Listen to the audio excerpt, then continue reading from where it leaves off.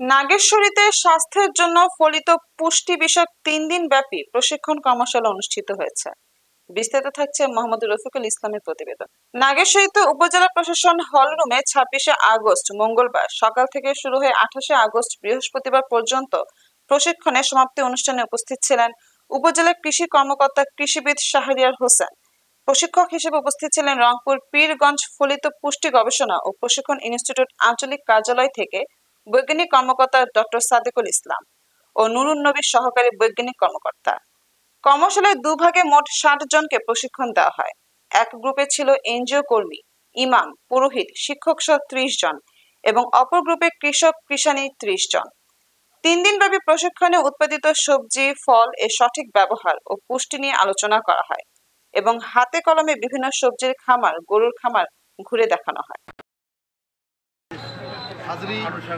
Net সহ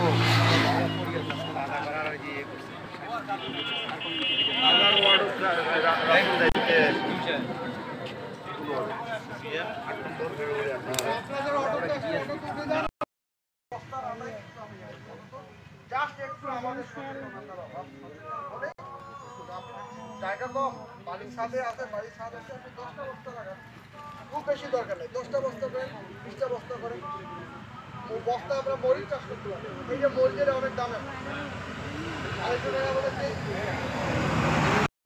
লাউ থাকতে পারে, আপনার মিষ্টি কুমড়া থাকতে পারে, আপনার কলমি থাকতে পারে, মানে কলমি তো না সরি করলা থাকতে পারে, ঠিক আছে, বরবটি থাকতে পারে। এই যে লতা জাতীয় যে গাছগুলো, এগুলো আমরা এই মাচাটা হবে, মাচার মধ্যে দিয়ে দেবো।